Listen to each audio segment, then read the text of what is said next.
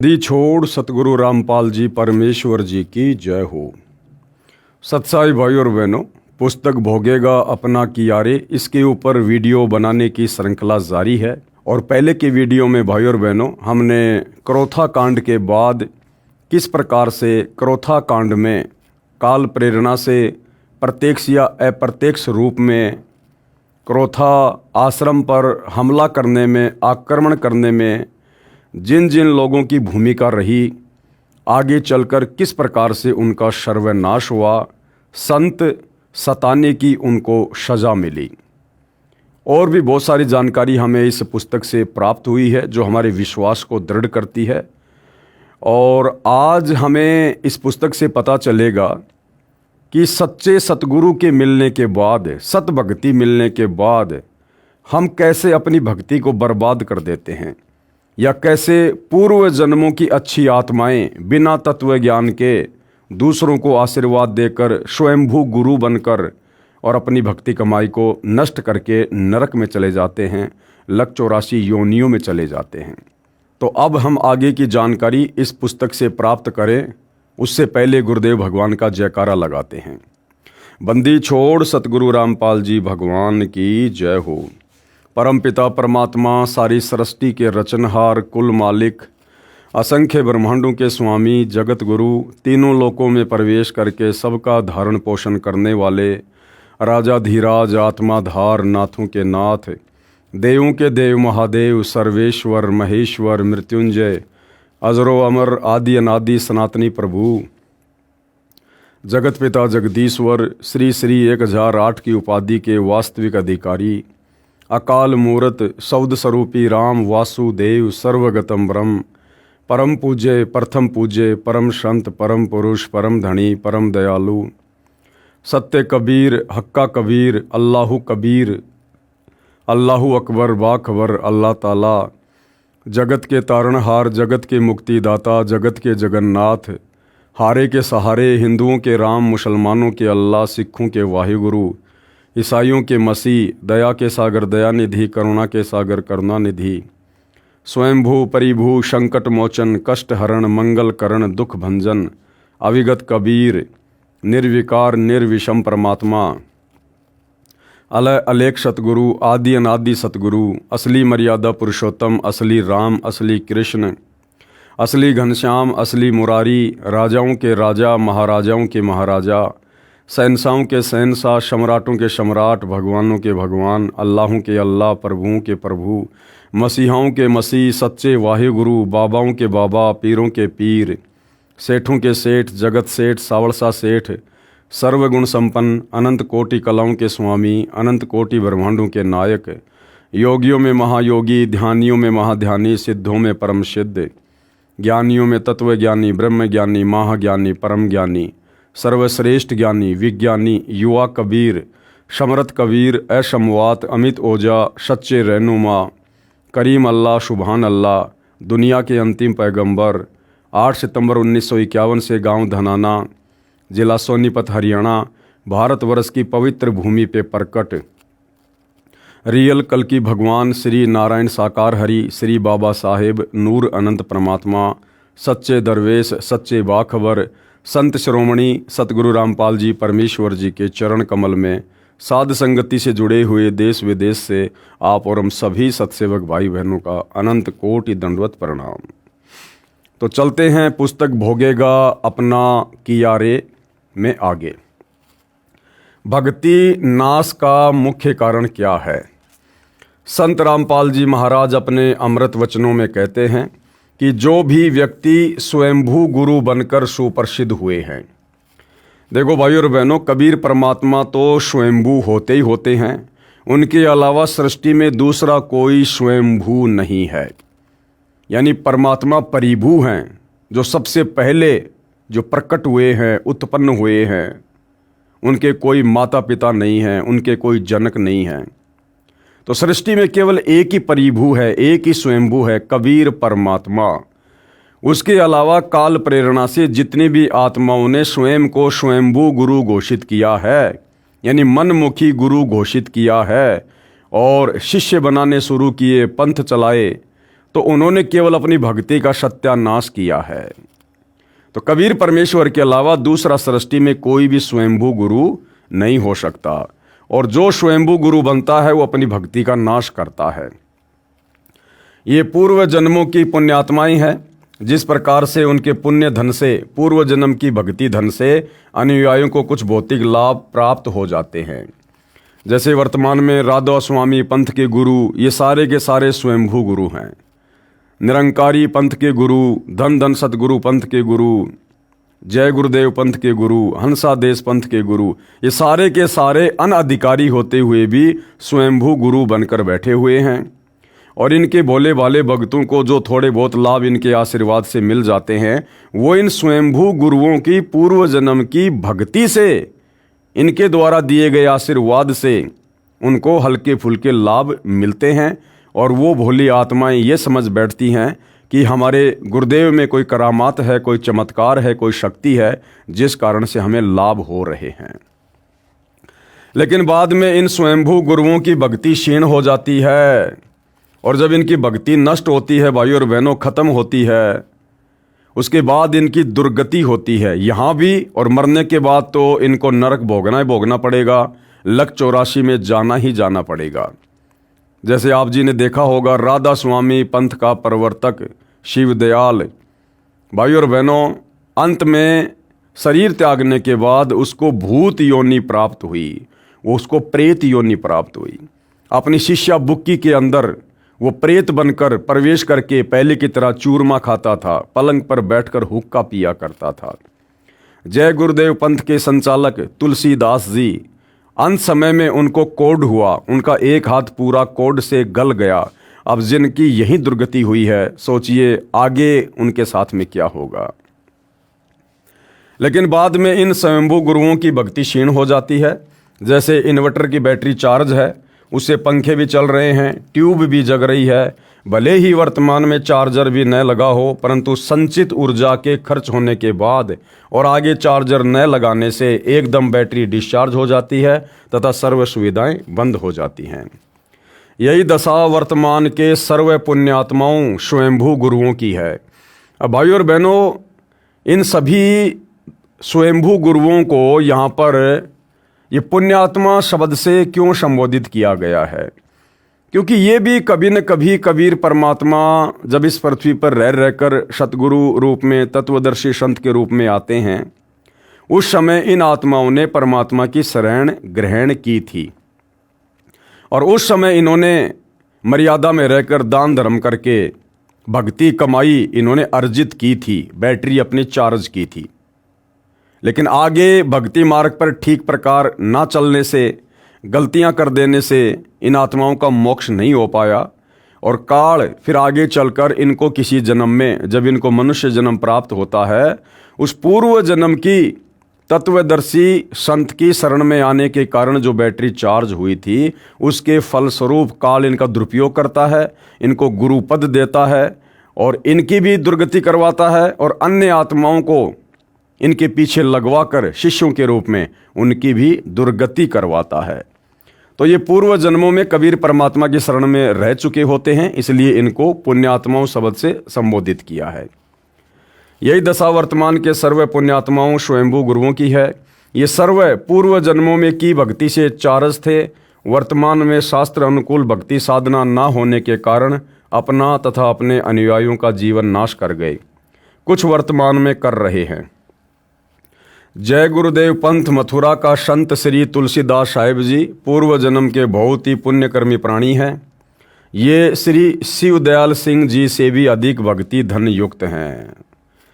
राधा स्वामी पंथ की नींव डाली श्री शिव दयाल जी ने, और उसी राधा स्वामी पंथ से आगे निकला जय गुरुदेव पंथ, और जय गुरुदेव पंथ का संचालक था तुलसीदास, जिनको जय गुरुदेव के नाम से भी जाना जाता है। तो यहाँ पर गुरुदेव कह रहे हैं कि राधा स्वामी पंथ के प्रवर्तक शिव दयाल से भी ज़्यादा अच्छी भक्ति धन युक्त आत्मा कौन थी? जय गुरुदेव पंथ का संचालक तुलसीदास। लेकिन भाई और बहनों, पूर्व जन्म की सारी भक्ति कमाई अपने अनुयायियों को स्वयंभू गुरु बनकर आशीर्वाद दे देकर खर्च कर दी। बैटरी डिस्चार्ज कर दी और अंत में कोढ़ी होकर मरा। शरीर में कोढ़ हुआ, पूरा हाथ उनका कोढ़ से गड़ा। तो सोचो, जिसका ये लोक सुखी नहीं उसका परलोक क्या होगा। अगर गुरु की ये दशा हुई है तो उनके शिष्यों की क्या दशा होगी। परंतु वर्तमान में साधना शास्त्र अनुकूल ना होने से अपनी पुण्यों का नाश कर लिया है। अब इनकी बैटरी पूर्ण रूप से डिस्चार्ज हो चुकी है। जिस समय 7 सितंबर 1971 में इन्होंने भविष्यवाणी की है, 7 सितंबर 1971 में इन्होंने क्या भविष्यवाणी की थी, जो आपको पहले दिखाया था पिछले वीडियो में, कि वह अवतारी महापुरुष जिसकी लोग प्रतीक्षा कर रहे हैं वो आज 7 सितंबर 1971 को पूरा 20 वर्ष का हो चुका है, जो भविष्यवाणी केवल और केवल सतगुरु रामपाल जी पर फिट बैठती है। जिस समय 7 सितंबर 1971 में इन्होंने भविष्यवाणी की है, जो पुस्तक जय गुरुदेव की अमरवाणी के पेज नंबर 50 तथा 59 पर अंकित है, जिसमें एक अवतार की जानकारी दी है कि पृष्ठ 59 पर दिनांक 28 अगस्त 1971 को की गई भविष्यवाणी का कुछ अंश इस प्रकार है। महापुरुष का जन्म भारतवर्ष के एक छोटे से गांव में हो चुका है और वह व्यक्ति मानव इतिहास का सबसे महत्वपूर्ण व्यक्ति बनेगा। उसे जनता का इतना बड़ा समर्थन प्राप्त होगा कि आज तक किसी को नहीं मिला है। वह महापुरुष नए सिरे से विधान को बनाएगा और वह विश्व के संपूर्ण देशों पर लागू होगा। उसका एक झंडा होगा, यानी एक छत्र उसका साम्राज्य होगा पूरे विश्व पर। उसकी एक भाषा होगी, यानी उन्हीं का तत्व ज्ञान पूरे विश्व में होगा। पूरी दुनिया उन्हीं की भक्ति करेगी।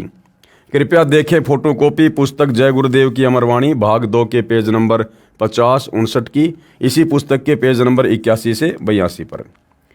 पृष्ठ 50 पर दिनांक 7 सितंबर 1971 की भविष्यवाणी का कुछ अंश इस प्रकार है। अवतारी शक्तियों का जन्म हो गया है।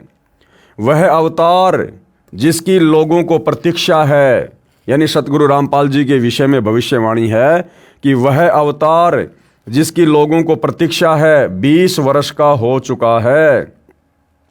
1971 में इन्होंने भविष्यवाणी की और सतगुरु रामपाल जी का इस धरती पर आगमन 8 सितंबर 1951 को हुआ।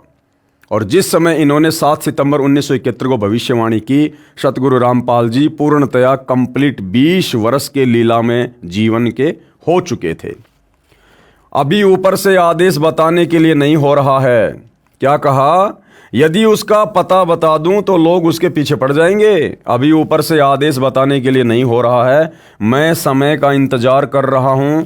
समय आते ही सबको सब कुछ मालूम हो जाएगा और वो समय बहुत नज़दीक है भाई और बहनों। सन 2028 के बाद पूरे विश्व को पता चलेगा कि वो महापुरुष कौन है। विवेचन कर रहे हैं गुरुदेव भगवान। संत रामपाल जी महाराज का जन्म 8 सितंबर 1951 को गांव धनाना, जिला सोनीपत, प्रांत हरियाणा, भारत में किसान जाट परिवार में हुआ। दिनांक 7 सितंबर 1971 को संत रामपाल जी महाराज की आयु, यानी लीला में आयु, ठीक 20 वर्ष की थी। 8 सितंबर 1971 को 21वां वर्ष प्रारंभ होता है। श्री तुलसीदास जी, जो जय गुरुदेव पंथ मथुरा के वर्तमान में गुरु पद पर विराजमान हैं, वर्तमान में तो वो परलोक सिधार गए हैं, क्योंकि जिस समय पुस्तक लिखी गई थी उस समय तक वो शरीर में थे, जीवित थे। उन्होंने जो भविष्यवाणी की है वह संत रामपाल जी महाराज पर खरी उतरती है। इसके साथ साथ संत रामपाल जी महाराज का आध्यात्मिक ज्ञान अद्वितीय है, इसलिए सर्व संसार में विख्यात होगा। संत रामपाल जी महाराज ने सर्व संतों तथा पंथों की भक्ति विधि पर सवाल उठाए हैं कि इन सभी की साधना यानी भक्ति व्यर्थ है। इनके द्वारा बताए भक्ति के नाम मोक्षदायक नहीं हैं। जिन संतों को परमेश्वर मिला उन्होंने जो साधना की, हम सर्व को वही साधना करनी पड़ेगी। परमेश्वर प्राप्त संतों ने जो नाम जाप किए, जिनसे उनका मोक्ष हुआ, वे मंत्र वर्तमान में संत रामपाल जी महाराज के अतिरिक्त किसी के पास नहीं हैं। यदि श्री तुलसीदास जी जय गुरुदेव पंथ मथुरा वाले की दिव्य दृष्टि काम करती है तो बताएं कि वास्तव में वह महापुरुष संत रामपाल जी महाराज है या कोई अन्य है। हमें तो 100% विश्वास है कि संत रामपाल जी महाराज जी ही वह महापुरुष अवतार हैं जिसके विषय में सर्व भविष्य वक्ताओं ने भविष्यवाणियाँ की हैं। एकमात्र संत रामपाल जी महाराज ने ही अपने अनुयायियों की शराब, तमाकू, मांस, चोरी, रिश्वतखोरी आदि आदि सर्व बुराइयां छुड़वाई है। श्री तुलसीदास साहिब जी मथुरा में जय गुरुदेव पंथ के वर्तमान प्रमुख ने तथा अन्य भविष्य वक्ताओं ने केवल इतना कार्य किया है, जैसे खगोल भूगोल का ज्ञाता ये बताए कि कल सूर्य 6:45 पर उदय होगा। सूर्य को तो उदय होना ही था, चाहे कोई बताए या ना बताए। सूर्य उदय हो चुका हो, सामने धुंध के बादल छाए हों, कोई व्यक्ति बच्चों को बताए कि सूर्य उदय हो चुका है, समय आने पर दिखाई देगा। सूर्य कहाँ पर है ये बताने में असमर्थ व्यक्ति कहता है कि जब धुंध के बादल हट जाएंगे अपने आप सूर्य दिखाई देगा। सूर्य तो उदय है, वह दिखाई भी देगा, चाहे कोई बताए ना बताए। अर्थात सतगुरु रामपाल जी का प्रकाश, उनके आध्यात्मिक ज्ञान का प्रकाश, उनकी ख्याति पूरे विश्व में होगी। उसके लिए चाहे कोई भविष्यवाणी करे या ना करे, जो समय उन्होंने स्वयं निर्धारित किया हुआ है, समय पर वो सर्व कार्य जो है बिल्कुल परफेक्ट तरीके से होंगे। वह दिखाई भी देगा, चाहे कोई बताए ना बताए। ऐसी भविष्यवाणी श्री तुलसीदास साहिब मथुरा में जय गुरुदेव पंथ के वर्तमान मुखिया की है। अब सूर्य उदय हो चुका है। यदि तुलसीदास जी आंखें, दिव्य दृष्टि अब भी काम कर रही है तो बताएं कि सूर्य अर्थात वह अवतार महापुरुष कहाँ पर है। यदि श्री तुलसीदास साहिब ये बताने में असमर्थ हैं कि वह अवतारी पुरुष कौन है, तो उनकी पूर्व जन्म की भक्ति शक्ति पूर्ण रूप से क्षीण हो चुकी है। दूसरा कारण देखो भाइयों और बहनों, क्योंकि परमात्मा की बहुत बड़ी एक रजा होती है। दूसरी बात, परमात्मा ने तुलसीदास जी से ये पूर्णतया खुलासा भी नहीं करवाना था कि भाई वो संत वर्तमान में कौन है, क्योंकि भाइयों और बहनों ये ज्ञान मार्ग है। श्रद्धालु बड़े भोले होते हैं, आत्म कल्याण के लिए जुड़े होते हैं, और जय गुरुदेव पंथ में करोड़ों की संख्या में लोग हैं। अगर तुलसीदास जी ये बता देते कि भाई वो महापुरुष संत रामपाल जी है जो शतलोक आश्रम बरवाला में बैठा है, वहाँ चले जाओ और अपनी आत्मा का कल्याण करवाओ। भाइयों और बहनों, करोड़ों की संख्या में लोग जय गुरुदेव पंथ को छोड़ छोड़कर शतलोक आश्रम बरवाला में आ जाते। और भाइयों और बहनों, वो केवल इस आधार से आते कि हमारे गुरु ने कह दिया इसलिए हम यहाँ आ गए हैं, ना कि वो ज्ञान को समझ कर आते। और बिना ज्ञान को समझे भाइयों और बहनों, फिर उनकी हालत वही हो जाती जैसा कि बरवाला कांड 2014 के बाद काफ़ी संख्या में भक्तों की हुई। यानी ज्ञान संपूर्ण हुआ नहीं, हृदय नहीं छिदाए, देखा देखी भक्ति का रंग ने ठहराए। तो सतगुरु रामपाल जी को ज्ञानी आत्माओं की आवश्यकता है, जो ज्ञान को आधार बनाकर भक्ति मार्ग से जुड़ें और आगे मर्यादाओं में रहकर भक्ति करें, अपनी आत्मा के कल्याण को लक्ष्य बनाकर चलें। देखा देखी वाली भीड़ की उनको आवश्यकता नहीं है। तो कुछ जगहों पर परमात्मा की भी मर्जी होती है, उनकी मर्जी के हिसाब से सारे कार्य होते हैं। क्योंकि 7 सितंबर 1971 को उनकी दिव्य दृष्टि ने सही कार्य किया था, जिसमें उन्होंने कहा है, पुस्तक जय गुरुदेव की अमरवाणी भाग 2 पेज 50 तथा 59 पर, कि महापुरुष का जन्म भारतवर्ष के एक छोटे से गांव में हो चुका है। वह व्यक्ति मानव इतिहास का सबसे महत्वपूर्ण व्यक्ति बनेगा। उसे जनता का इतना बड़ा समर्थन प्राप्त होगा कि आज तक किसी को नहीं मिला है। वह महापुरुष नए सिरे से विधान बनाएगा और वह विश्व के संपूर्ण देशों पर लागू होगा। उसका एक झंडा होगा, उसकी एक भाषा होगी। यह विवरण पेज नंबर 59 पर है तथा पृष्ठ 50 पर कहा है कि वह अवतार जिसकी लोग प्रतीक्षा कर रहे हैं 20 वर्ष का हो चुका है। भविष्यवाणी समाप्त। संत रामपाल जी महाराज का जन्म गांव धनाना, जिला सोनीपत, हरियाणा, भारतवर्ष में 8 सितंबर 1951 को एक जाट किसान परिवार में हुआ। जय गुरुदेव पंथ मथुरा के मुखिया श्री तुलसीदास साहिब के अनुसार 7 सितंबर 1971 को संत रामपाल जी महाराज ठीक 20 वर्ष के हुए थे तथा 8 सितंबर से उनके शरीर की आयु का 21वां वर्ष प्रारंभ हुआ था। संत रामपाल जी महाराज अपने प्रवचनों में बार बार प्रार्थना करते हैं कि वर्तमान के सभी गुरुजन कृपया ध्यान दें, आप जी शास्त्र विधि विरुद्ध साधना कर तथा करवा रहे हैं। यानी वर्तमान में सतगुरु रामपाल जी के अलावा किसी भी संत, महंत, मंडलेश्वर, आचार्य, शंकराचार्य के पास में शास्त्र अनुकूल सत साधना नहीं है, जिससे जन्म मरण का रोग कटे, जिससे 184 योनियों की कठिनाइयों से जीव बच सके। आप बहुत बड़े मानव समाज के जीवन के नाशक बन रहे हो। कौन? ये नकली स्वयंभू गुरु। आप भी तथा आपके अनुयायी अपना अनमोल मानव जीवन नष्ट कर रहे हैं। सर्व वर्तमान के गुरुजन महापाप के भागी बन रहे हो। आप जी को पाप के भार से मुक्त होने का रास्ता भी संत रामपाल जी महाराज जी ही बताते हैं कि आप संत रामपाल जी महाराज जी के द्वारा बताए आध्यात्मिक ज्ञान को गहराई से जानो। फिर अपने शिष्यों से कह दो कि हमने आप जी को जो भक्ति दिशा दी है वह अधूरी है। हमारा उद्देश्य तो था कि आपको मुक्ति दिलाएं, परंतु हमें तत्व ज्ञान नहीं था। अब सर्व भगत संत रामपाल जी महाराज के पास जाओ तथा दीक्षा ग्रहण करो। इस प्रकार कहने से वो संत जन भार मुक्त हो जाते हैं।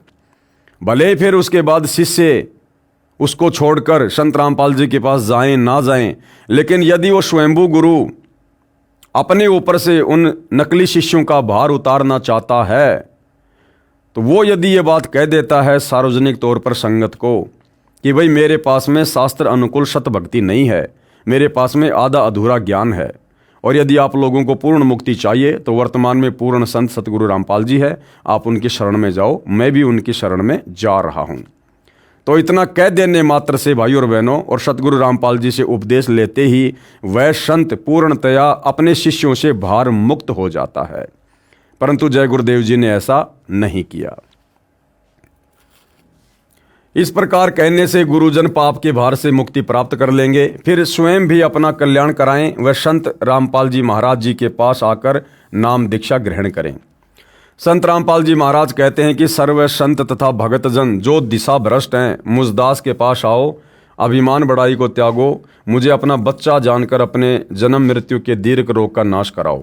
जैसे किसी का बच्चा डॉक्टर बन जाता है, उसके पास उपचार के लिए जाने में संकोच कैसा, वह डॉक्टर बच्चा तो अपने माता पिता भाई बहन तथा छोटे बड़े सर्व समाज के व्यक्तियों का उपचार करता है। ठीक इसी प्रकार संत रामपाल जी महाराज के पास जन्म मृत्यु के रोग को नाश करने की जड़ी सतनाम जो 2 अक्षर का है तथा सारनाम जिसे आदि नाम भी कहते हैं, डॉक्टर के पास दूसरे डॉक्टर भी तो अपना उपचार कराने आते हैं। इसमें मान बढ़ाई का प्रश्न नहीं है। संत रामपाल जी महाराज अपने प्रवचनों में बताते हैं कि जब यह तत्व ज्ञान वर्तमान गुरुओं को समझ आ जाएगा तो इनके सामने काल एक और बाधा खड़ी करेगा कि हमारा सर्व जीवन इस साधना में व्यतीत हो गया, अब हमारा कल्याण कैसे होगा। यदि गुरु बदल लिया तो हम घर के रहे ना घाट के। उन्हें इस शंका के समाधान के लिए एक उदाहरण है महर्षि रामानंद पंडित जी। महर्षि रामानंद पंडित जी, भाई उनसे बड़े गुरु, उनसे बड़े दार्शनिक, उनसे बड़े ज्ञाता वेदों के, गीता के, पुराणों के आज वर्तमान में देश के चारों शंकराचार्य भी नहीं हैं। और उस पंडित रामानंद ने ज्ञान समझ में आने के बाद समाज को, मान बढ़ाई को, अहंकार को एक कोने में पटक दिया और कबीर परमेश्वर जी उनको गुरु धारण किया। जबकि कबीर जी की उस समय शरीर की लीला में आयु मात्र 5 वर्ष की थी और पंडित रामानंद जी का पूरे विश्व में बोलबाला था। उस समय 104 वर्ष के थे वो, लेकिन उन्होंने अपना आत्म कल्याण देखा, मोक्ष देखा, समाज नहीं देखा, मान बढ़ाई नहीं देखी। महर्षि रामानंद पंडित जी जिस समय 104 वर्ष के हो चुके थे, उस समय परमेश्वर कबीर जी ने उनको तत्व ज्ञान समझाया तथा सतलोक में अपनी समर्थता से परिचित कराया। उस समय स्वामी रामानंद जी ने 1400 ऋषि शिष्य बना रखे थे जो अन्य स्थानों पर प्रचार किया करते थे। तब महर्षि रामानंद जी ने यह प्रश्न परमेश्वर कबीर जी के समक्ष किया था कि हे परमेश्वर, अब मेरा क्या होगा। यानी पूरी जिंदगी सैकड़ों वर्ष की मैंने इसी शास्त्र विरुद्ध साधना में बिता दी, अब मेरे पास में जीवन शेष नहीं है, अब मेरा कल्याण कैसे होगा। यदि मैं आपसे उपदेश ले लूं तो मेरी पूर्व साधना का क्या होगा। अब आयु बहुत ही कम शेष है, आप वाली भक्ति कैसे कर पाऊंगा। कहीं मैं घर का रहूं ना घाट का। तो परमेश्वर कबीर जी ने उस पुण्यात्मा की शंका का समाधान इस प्रकार किया था। कैसे? उस समय परमेश्वर कबीर जी की लीला में आयु 5 वर्ष की थी।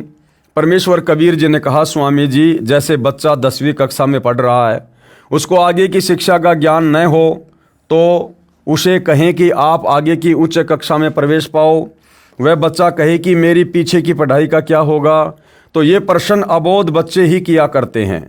फिर परमेश्वर कबीर जी ने कहा, स्वामी जी, यानी कबीर परमेश्वर जी ने मर्यादा बनाए रखने के लिए महर्षि रामानंद जी को गुरु बना लिया था, इसलिए स्वामी शब्द से संबोधित कर रहे थे।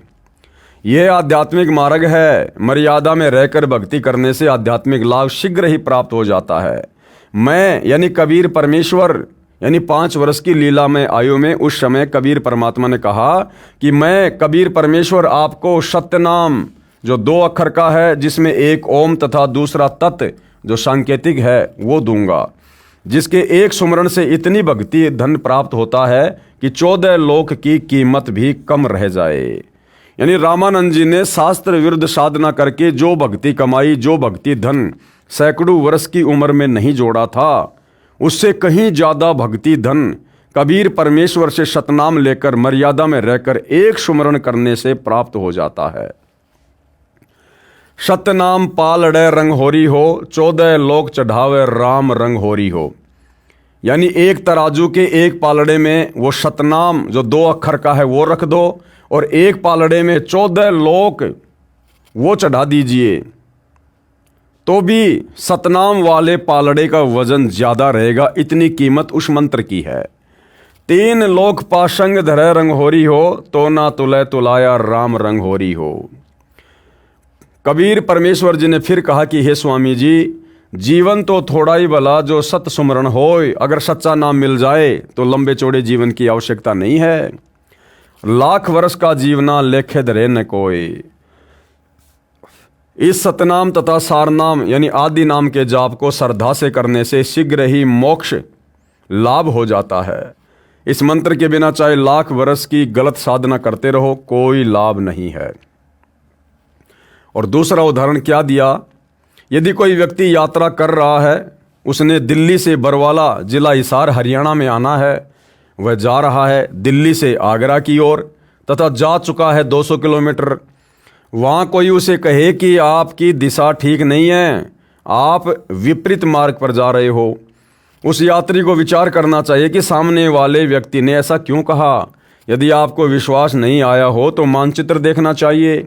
सर्व जांच करने के पश्चात यात्री को पता चला कि वास्तव में मेरा मार्ग गलत है। फिर वह यात्री ये कहे कि मैंने इतना रास्ता 200 किलोमीटर तय कर लिया, इसको कैसे छोड़ूं, इतना समय लगा दिया, इसका क्या बनेगा। क्या बुद्धिमान व्यक्ति यह प्रश्न करेगा? नहीं, वह यात्री उस व्यक्ति का धन्यवाद करेगा जिसने सावधान किया तथा सही मार्ग बताया। उपरोक्त प्रथम उदाहरण में स्वामी रामानंद जी वेदों तथा श्रीमद् भगवद गीता व पुराणों को आधार मानकर साधना कर रहे थे। वे 10वीं कक्षा तक की शिक्षा ग्रहण कर रहे थे तथा कई जन्मों से उसी कक्षा में ही पास फेल हो रहे थे।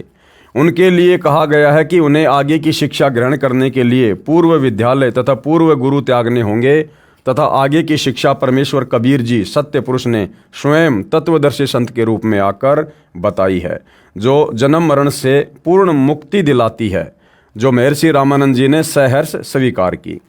दूसरा उदाहरण राधा स्वामी पंथ तथा उनकी शाखाओं जय गुरुदेव पंथ मथुरा, धन धन सतगुरु, सच्चा सौदा सिरसा, जगमाल वाली तथा गंगवा हिसार के पास, श्री तारा चंद जी दिनोद भिवानी के पास, श्री कृपाल सिंह वाला राधा स्वामी पंथ तथा ठाकुर सिंह वाला पंथ तथा निरंकारी पंथ, हंसादेश पंथ आदि पर खरा उतरता है।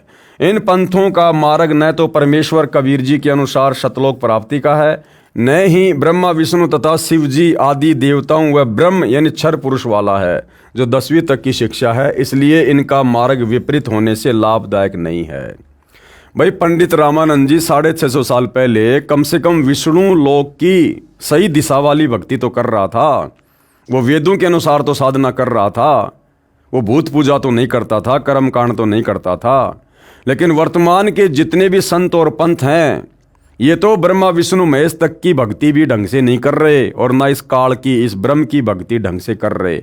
इनके तो टोटल भक्ति विधि शास्त्रों के विपरीत है। इन सब से निवेदन है कि कृपया पुनर्विचार करें तथा सतलोक आश्रम बरवाला जिला हिसार हरियाणा में पहुंचकर जगत गुरु तत्वदर्शी संत रामपाल जी महाराज से दीक्षा स्वयं भी लें तथा अपने शिष्यों को भी आदेश दें कि आप सभी भक्तजन सतलोक आश्रम बरवाला में जाकर यथार्थ भक्ति मार्ग ग्रहण करें। इस प्रकार करने से वे गुरुजन तो शास्त्र विरुद्ध साधना कर तथा करा रहे हैं, महापाप से बच जाएंगे। उन शिष्यों का भार उन गुरुओं के सिर से उतर जाएगा। दूसरा कोई तरीका संसार में नहीं है। मानव जीवन बहुत अनमोल है, इसको नष्ट करना तथा कराना महा अपराध है। कबीर परमेश्वर जी ने कहा है कि संखों गुरु गरद में मिल गए, चेलों को कहाँ ठिकाना, और झूठे गुरुओं बात बिगाड़ी, काल जाल नहीं जाना। बात कहत है पार जान की, खड़े वार के वार, ना गुरु पूरा ना सतनाम उपासना, कैसे प्राण निस्तारे। शास्त्रों के आधार से पूर्ण संत तारणहार की पहचान। अब सच्चे तारणहार, सच्चे मुक्तिदाता, सच्चे सतगुरु की शास्त्रों के अनुसार क्या पहचान है, ताकि हमें विश्वास हो कि हाँ, सतगुरु रामपाल जी वर्तमान में धरती पर पूर्ण तारणहार हैं, मुक्तिदाता हैं, तत्वदर्शी संत हैं। श्री सावन सिंह जो बाबा जयमल सिंह जी के शिष्य तथा डेरा ब्यास के दूसरे गद्दी नशीन हैं। बाबा जयमल सिंह आगरा के श्री शिवदयाल सिंह राधा स्वामी के शिष्य थे। अधिक जानकारी के लिए कृपया पढ़ें पुस्तक हरि आए हरियाणेनु। श्री सावन सिंह जी ने अपने विचार तथा श्री शिवदयाल राधा स्वामी पंथ के प्रवर्तक के विचारों को पुष्ट करने के लिए संत मत प्रकाश पुस्तक 5 भागों में लिखी है। संत मत प्रकाश भाग 4 पेज नंबर 261-262 पर श्री गुरु ग्रंथ साहिब से श्री नानक जी की अमरवाणी तथा परमेश्वर कबीर जी की अमृतवाणी का हवाला देकर अपने मत को पुष्ट करने की कुचेष्टा की है, जो उनके विपरीत ही है, जो इस प्रकार है। पुस्तक संत मत प्रकाश भाग 4 के पेज नंबर 261 पर लिखा है कि गुरु ग्रंथ साहिब में लिखा है, यानी सतगुरु रामपाल जी नहीं कह रहे कि गुरु ग्रंथ साहिब में ये वाणी लिखी हुई है। सतगुरु रामपाल जी तो राधा स्वामी पंथ वालों की पुस्तक को दिखाकर कह रहे हैं कि राधा स्वामी पंथ वाले कह रहे हैं कि श्री गुरु ग्रंथ साहिब में ये वाणी लिखी है। कौन सी वाणी? सोई गुरु पूरा कहावे, जो 2 अक्षर का भेद बतावे, एक छुड़ावे एक लखावे, तो प्राणी निज घर को जावे। अब एक काल प्रेरित पंथ है भाई और बहनों, उसको पंथ भी नहीं कह सकते, बस ऐसे ही हुआबाई वाली बातें हैं। एक मदन पंथ है जिसका वर्तमान में एक स्वयंभू गुरु बना हुआ है नितिन, तो वो बार बार इस वाणी का जिक्र करता है कि भाई संत रामपाल जी कहते हैं कि ये जो वाणी है, सोई गुरु पूरा कहावे, 2 अक्षर का भेद बतावे, एक छुड़ावे एक लखावे, तो प्राणी निज घर को जावे। तो वो अपने भक्तों को भ्रमित करता है कि संत रामपाल जी कह रहे हैं कि ये वाणी गुरु ग्रंथ साहिब में लिखी हुई है, और कहता कि मुझे दिखा दो गुरु ग्रंथ साहिब में कहाँ लिखी है, अर्थात संत रामपाल जी झूठ बोल रहे हैं। तो भाई सतगुरु रामपाल जी तो पहले क्लियर कर चुके हैं, उन्होंने अपनी तरफ से नहीं कहा कि ये वाणी गुरु ग्रंथ साहिब में लिखी हुई है। संत रामपाल जी तो ये कह रहे हैं कि राधा स्वामी पंथ के गुरुओं ने अपनी पुस्तकों में, यानी संत मत प्रकाश भाग 4 में, और पेज नंबर भी लिख के बता दिया 261 पर, उन गुरुओं ने लिखा है कि ये वाणी गुरु ग्रंथ साहिब में लिखी हुई है, ना कि सतगुरु रामपाल जी कह रहे हैं कि सोई गुरु पूरा कहावे, जो 2 अक्षर का भेद बतावे, एक छुड़ावे एक लखावे, तो प्राणी निज घर को पावे। जे तू पढ़या पंडित बिन 2 अक्षर बिन 2 नावा, प्रणवत नानक एक लंगाए, जेकर सच समावा। फिर परमेश्वर कबीर साहिब जी की वाणी का हवाला देकर लिखा है कि कबीर जी भी यही कहते हैं, क्या कहे कबीर अक्षर 2 भाक, होएगा कसम तो लेगा राख। यानी सच्चा सतगुरु होगा तो तुझे मुक्ति दिला देगा, अगर उसके कहे अनुसार वो 2 अक्षर सतनाम के जाप करेगा तो। फिर पृष्ठ 262 पर संत मत प्रकाश भाग 4 पर श्री नानक जी की वाणी का हवाला दिया है, जो इस प्रकार है। वेद कतेब सिमरत सब सासत, इन पढ़्या मुकत न होई, एक अक्षर जो गुरुमुख जापे, तिसकी निर्मल सोई। उपरोक्त वाणियाँ स्वयं कबीर परमेश्वर जी तथा परमात्मा प्राप्त संत नानक देव जी की हैं। इसका अनुवाद व भावार्थ श्री सावन सिंह जी ने गलत किया है, कहा है कि वे 2 अक्षर पार ब्रह्म में आगे जाकर मिलेंगे। राधा स्वामी पंथ के संत तथा शाखाओं के संत 5 नाम ररंकार, ओंकार, ज्योति निरंजन, सोहम तथा सतनाम तथा अकाल मूर्ति, सत्य पुरुष, शब्द स्वरूपी राम व राधा स्वामी नाम दान करते हैं। 2.5 घंटे सुबह व 2.5 घंटे शाम हठ योग करने से मोक्ष बताते हैं। जो साधना किसी भी परमात्मा प्राप्त संत तथा परमेश्वर कबीर जी की अमर वाणी से मेल नहीं खाती है। पूर्वोक्त अमृतवाणी में श्री नानक जी तथा परमेश्वर कबीर जी ने स्पष्ट किया है कि तारणहार परम संत वही है जो 2 अक्षर का भेद बताता है, यानी जिसके पास में शतनाम का भेद हो। शतनाम में 2 अक्षर होते हैं। केवल शतनाम शतनाम ये कोई जाप मंत्र नहीं है। शतनाम तो संकेत है सच्चे नाम की तरफ, जो 2 अक्षर का भेद बताता है, क्योंकि 2 अक्षर का जाप करने को कहा है। गुरुमुख होकर अर्थात गुरुजी जिन 2 अक्षर के नाम का जाप करने को कहते हैं वह शतनाम है। उस शतनाम में 2 अक्षर इस प्रकार हैं, ओम तथा दूसरा तत्। ओम तो सीधा सीधा इस ब्रह्म का है, काल का है, और दूसरा है अक्षर पुरुष का। वो केवल अधिकारी गुरु ही उपदेशी को बताता है कि ये जो तत् है, जो सांकेतिक है, इसका वो वास्तविक मंत्र क्या है। जो कि सांकेतिक है उसको संत रामपाल जी महाराज के अतिरिक्त कोई नहीं जानता। हाँ, वर्तमान में बहुत सारे लोग जान गए हैं उनसे उपदेश लेने के बाद। अब यदि कोई निकम्मी आत्मा उनसे उपदेश लेने के बाद उस मंत्र को स्वयंभू गुरु बनकर आगे देने लग जाए, या गुरुद्रोही या गुरु विमुख होकर उस मंत्र को वैसे बताने लग जाए, तो वो खुद पाप का भागी बनेगा। लेकिन वो मंत्र ऐसे किसी से लेने से, जाप करने से काम नहीं करता है, जब तक अधिकारी गुरु सतगुरु रामपाल जी से उपदेश लेकर मंत्र का जाप ना किया जाए। फिर एक नाम गुरु मुख जापे नानक होत निहाल, जिसका भी अर्थ स्पष्ट है कि 2 अक्षरों अर्थात सतनाम से भिन्न एक नाम और है, जिसे आदि नाम या सार नाम कहा है। वह भी जाप करने का है, उसको भी गुरु जी ही दान करेगा। एक श्री तुलसीदास हाथरस वाले संत हुए हैं। एक तो तुलसीदास जी जय गुरुदेव पंथ के प्रवर्तक हैं, उनके अलावा एक श्री तुलसीदास हाथरस वाले संत हुए हैं। उन्होंने कबीर परमेश्वर जी की वाणी को पढ़कर स्वयंभू संत बनकर अपनी वाणी बनाकर घट रामायण नामक पुस्तक 2 भागों में लिखी है। घट रामायण भाग 1 पृष्ठ 27 पर तुलसीदास जी हाथरस वाले स्पष्ट करते हैं कि 5 नाम काल के जानो। फिर कहा है कि सतनाम ले जीव उबारी, आदि नाम ले काल गिराऊं। इससे भी स्पष्ट है कि 5 नाम काल के हैं। जो 5 नाम वर्तमान में राधा स्वामी पंथ में, धन धन सतगुरु पंथ में दिए जा रहे हैं, वो सारे के सारे काल के नाम हैं। इससे भी स्पष्ट है कि 5 नाम काल के हैं। इनसे अन्य सतनाम तथा आदि नाम, जिसे सार नाम भी कहते हैं, अन्य है जो मोक्षदायक है।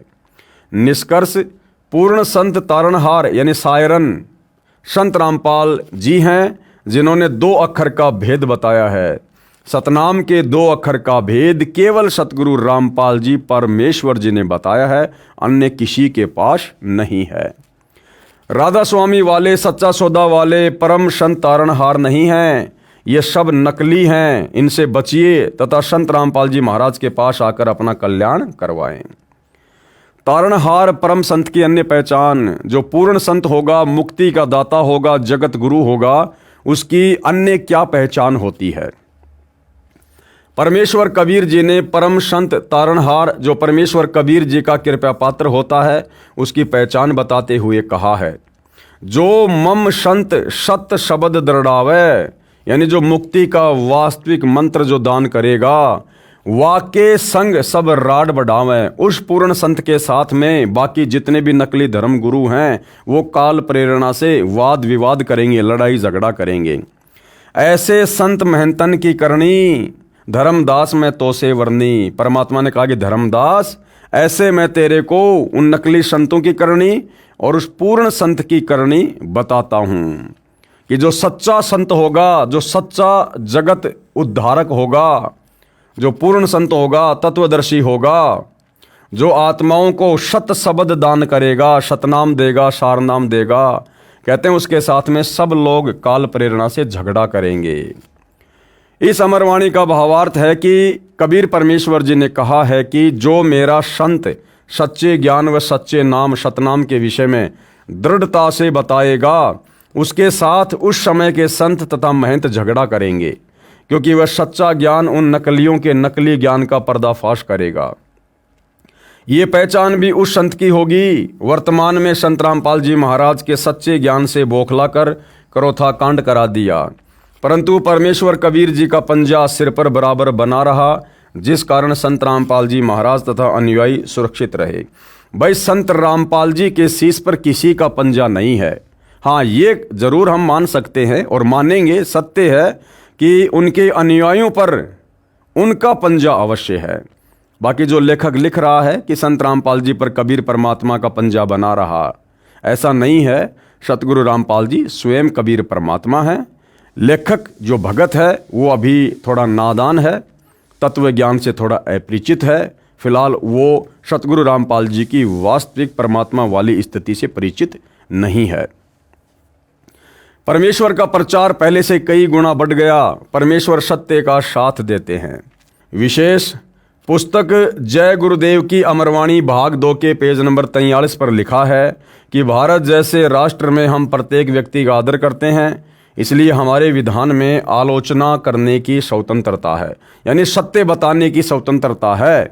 और हमारा अनुरोध है कि आलोचना सत्य को सामने रखते हुए करनी चाहिए जिससे जनहित हो। कहाँ लिखा हुआ है? स्वामी जी, साकारी पत्रिका, 14 जून 1971। प्रिय पाठकों, इस पुस्तक जय गुरुदेव की विशेष भविष्यवाणी में सर्व विवेचन परमाणु सहित किया गया है। फिर भी कोई भूल हुई हो तो क्षमा करें। धन्यवाद।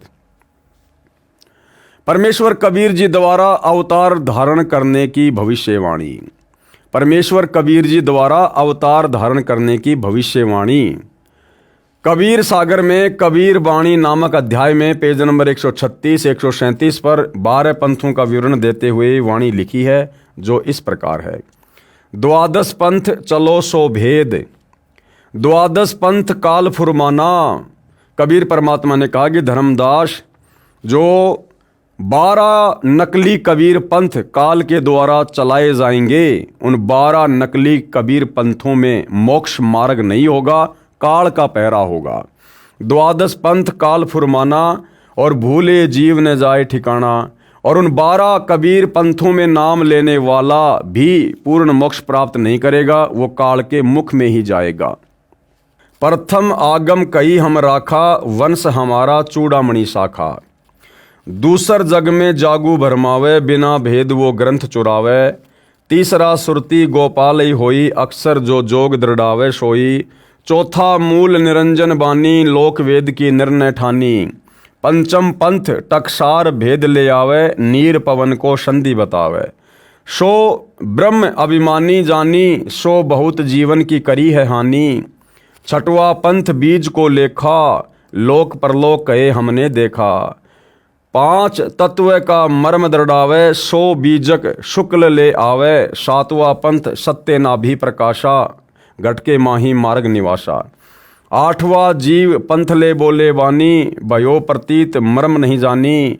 9वें राम कबीर कहावे, सतगुरु भ्रम ले जीव दृढ़ावे। 10वें ज्ञान की काल दिखावे, भई प्रतीत जीव सुख पावे। 11वें भेद परम धाम की बाणी, साख हमारी निर्णय ठानी। साखी भाव प्रेम उपजावे, ब्रह्म ज्ञान की राह चलावे। 3 में वंश अंश अधिकारा, 3 में 100 शब्द होय निर्धारा। संवत 1775 होई, ता दिन प्रेम प्रकटे जग सोई। साखी हमारी ले जीव समझावे, असंख्य जन्म ठोर नहीं पावे। 12वें पंथ प्रकट है बाणी, शब्द हमारे की निर्णय ठानी। अस्थिर गर्म का मरम न पावे, ये 12 पंथ हम ही को ध्यावें। 12वें पंथ हम ही चल आवें। फिर कबीर परमात्मा ने क्या कहा कि आगे चलकर उस 12वें पंथ में मैं कबीर खुद ही आऊँगा। 12वें पंथ हम ही चल आवें, सब पंथ मेट एक ही पंथ चलावें। उपरोक्त वाणी में 12 पंथों का विवरण किया है तथा लिखा है कि संवत 1775 में प्रभु का प्रेम प्रकट होगा तथा हमारी वाणी प्रकट होवेगी। संत गरीबदास जी महाराज छुडानी हरियाणा वाले का जन्म 1774 में बैसाख पूर्णमासी को हुआ है। उनको प्रभु कबीर 1784 में मिले थे। यहाँ पर इसी का वर्णन है तथा संवत 1775 के स्थान पर 1774 होना चाहिए, गलती से 1775 लिखा है। दूसरा कारण यह भी हो सकता है कि भारतीय वर्ष चैत्र मास से प्रारंभ होता है। संत गरीबदास जी का जन्म बैसाख मास में हुआ, जो चैत्र के बाद प्रारंभ होता है। कई बार 2 चैत्र मास भी बनाए जाते हैं। उस समय शिक्षा का अति अभाव था। प्रत्येक गांव में एक ही तिथि बताने वाला होता था, वह भी अशिक्षित ही होता था। आसपास के शहर या गांव से तिथि किसी अन्य ब्राह्मण से पता करके फिर गांव में सबको बताता था। इस प्रकार से भी संवत 1774 के स्थान पर संवत 1775 लिखा गया हो, वास्तव में यह संकेत गरीबदास जी के विषय में ही है। भावार्थ ये है कि कबीर परमात्मा ने गरीबदास जी का ज्ञान योग खोलकर उनके द्वारा अपना तत्व ज्ञान स्वयं ही प्रकट किया, जो शत ग्रंथ साहिब रूप में लिपिबद्ध है। कारण ये था कि कबीर वाणी में नकली कबीर पंथियों ने मिलावट कर रखी थी, इसलिए परमेश्वर कबीर की महिमा का ज्ञान पुनः प्रकट कराया, फिर भी तत्व भेद यानी सार ज्ञान गुप्त ही रखा। जो अब प्रकट हो रहा है वो सार ज्ञान, वो तत्व ज्ञान, वो गुप्त भेद केवल सतगुरु रामपाल जी के पास है। इस कारण गरीबदास जी के पंथ में तत्व ज्ञान नहीं है, जिस कारण से वे गरीबदास साहिब की वाणी का विपरीत अर्थ लगाकर जन्म व्यर्थ कर रहे, उन्हें असंख्य जन्म भी ठोर नहीं है, अर्थात वे मोक्ष प्राप्त नहीं कर सकते। केवल एक संत शीतल दास जी वाली प्रणाली में संत रामपाल जी महाराज तक एक ही संत पार होता आया है, जो एक संत सार नाम प्राप्त करके केवल एक को आगे बताकर गुप्त रखने की कसम दिलाता था, वह भी आगे केवल एक शिष्य को बताकर गुप्त रखता था। समय आने पर परमेश्वर कबीर जी के संकेत से ही आगे शिष्य को आज्ञा देता था। इस प्रकार संत रामपाल जी महाराज तक ये सार ज्ञान कड़ी से जुड़ा हुआ पहुंचा है। अब ये सर्व अधिकारी श्रद्धालु भक्तों को देने का आदेश प्रभु कबीर जी का है। इसलिए कहा है कि 12वां पंथ जो गरीबदास जी का चलेगा, ये पंथ हमारी साखी लेकर यानी वाणियों को लेकर जीव को समझाएंगे, परंतु वास्तविक मंत्र से अपरिचित होने के कारण, सार नाम और सार शब्द से अपरिचित होने के कारण गरीबदास पंथ के भगत असंख्य जन्म तक सतलोक नहीं जा सकेंगे। उपरोक्त 12 पंथ हमको ही प्रमाण करके भक्ति करेंगे, परंतु स्थायी स्थान सतलोक प्राप्त नहीं कर सकते। 12वें पंथ गरीबदास वाले पंथ में आगे चलकर हम कौन, कबीर जी स्वयं ही आएंगे। यानी गरीबदास जी के 12वें पंथ में आगे चलकर कबीर परमात्मा जी ने स्वयं ही धरती पर प्रकट होना था, और कबीर परमात्मा स्वयं धरती पर प्रकट हो चुके हैं। 8 सितंबर 1951 को संत रामपाल जी के नाम से धरती पर प्रकट हुए, लीला में जीवन जिया, और समय आने पर 17 फरवरी 1988 को आदरणीय राम देवानंद जी को अपना मुंह बोला गुरु धारण करके संत रामपाल जी ने गरीबदास जी के 12वें पंथ में प्रवेश किया कि 12वें पंथ हम ही चलावें और सब पंथों को मिटाकर एक पंथ चलावें। और सन 1994 से सतगुरु रामपाल जी ने दीक्षा देना प्रारंभ किया, अर्थात 1994 से अपना 13वां यथार्थ कबीर पंथ शुरू किया। वाणी क्या कह रही है भाई और बहनों यहाँ पर कि 12वें पंथ गरीबदास वाले पंथ में आगे चलकर हम यानी कबीर जी स्वयं ही आएंगे। अब भाई और बहनों, कबीर जी उनकी मौज जरूरी नहीं है कि वो सर पर टोपी लगाकर चेहरे पर दाढ़ी मूंछ लगाकर ही आएंगे, जैसा अभिनय उन्होंने 650 साल पहले किया था। वर्तमान में संत रामपाल जी के नाम से और अपने वास्तविक कबीर रूप में धरती पर प्रकट हैं और अपना यथार्थ 13वां पंथ शुरू कर चुके हैं। 12वें पंथ गरीबदास वाले पंथ में आगे चलकर हम यानी कबीर जी स्वयं ही आएंगे तथा सब 12 पंथों को मिटाकर एक ही पंथ चलाएंगे। उस समय तक सार शब्द छुपा कर रखना है। यही प्रमाण संत गरीबदास जी महाराज ने अपनी अमृतवाणी असुर निकंदन रमैणी में किया है कि सतगुरु दिल्ली मंडल आयसी और सूती धरणी सोम जगाईसी। पुराना रोहतक जिला, वर्तमान में सोनीपत जिला, झज्जर जिला, रोहतक दिल्ली मंडल कहलाता है, जो पहले अंग्रेजों के शासनकाल में केंद्र के अधीन था। 12 पंथों का विवरण कबीर चरित्र बोध सागर प्रश्न नंबर 1870 पर भी है, जिसमें 12वां पंथ गरीबदास जी वाला पंथ स्पष्ट लिखा है। कबीर साहिब के पंथ में काल द्वारा प्रचलित 12 पंथों का विवरण कबीर चरित्र बोध कबीर सागर पेज नंबर 1870 से। सबसे पहला नारायण दास जी का पंथ, दूसरा यागोदास, तीसरा सूरत गोपाल, चौथा मूल निरंजन पंथ, पांचवा टकसार पंथ, छठवां भगवान दास पंथ, सातवां सत्यनामी पंथ, आठवां कमाली यानी कमाल का पंथ, 9वां राम कबीर पंथ, 10वां प्रेम धाम यानी परम धाम की वाणी पंथ, 11वां जीवा पंथ, 12वां गरीबदास पंथ। कबीर परमेश्वर जी सन 1518 में सतलोक प्रस्थान के 33 वर्ष पश्चात सन 1551 में 7 वर्षीय संत दादू साहेब जी को मिले। 209 वर्ष के बाद सन 1727 में 10 वर्षीय संत गरीबदास जी को गांव छुडानी, जिला झज्जर, हरियाणा प्रदेश, भारत में मिले। इसके बाद 292 वर्ष के बाद 7 वर्षीय संत गीसा दास जी को गांव खेकड़ा, जिला मेरठ, उत्तर प्रदेश में मिले, जो आज भी यादगार साक्षी है। तथा उपरोक्त संतों द्वारा लिखी अमृतवाणी साक्षी रूप हल्फिया बयान एफिडेविट है कि परमेश्वर कबीर जी काशी वाले जुलाहा धानक ने स्वयं साक्षात दर्शन दिए तथा अपने सतलोक के भी दर्शन करवाकर अपनी समर्थता का प्रमाण दिया। संत रामपाल जी महाराज को परमेश्वर कबीर साहिब जी संवत 2054 फाल्गुन मास शुक्ल पक्ष एकम मार्च 1997 को दिन के 10 बजे मिले तथा सार शब्द की वास्तविकता तथा संगत को दान करने का सही समय का संकेत देकर अंतर्ध्यान हो गए तथा इसको अगले आदेश तक रहस्य युक्त रखने का आदेश दिया। अब भाइयों और बहनों, इस गूढ़ रहस्य को समझने में आपको थोड़ा सा समय लगेगा। जब आप सतगुरु रामपाल जी से उपदेश लेकर उनके द्वारा दी गई भक्ति करेंगे, ज्ञान को अच्छे से समझेंगे, तब आपको ये गूढ़ रहस्य समझ में आएगा कि सन 1997 में संत रामपाल जी को सतलोक से चलकर कोई अन्य कबीर जी मिले थे या नहीं मिले थे, क्योंकि संत रामपाल जी तो स्वयं ही कबीर जी हैं। भला कबीर को दूसरा कबीर कौन मिलेगा? तो ये रहस्य आपको फिर आगे चलकर समझ में आएगा। परमेश्वर कबीर जी द्वारा अवतार धारण करने की भविष्यवाणी, फोटोकॉपी कबीर सागर कबीर वाणी बोध सागर पेज नंबर 134 की। इसमें 12 जो पंथ हैं उन पंथों का वर्णन है।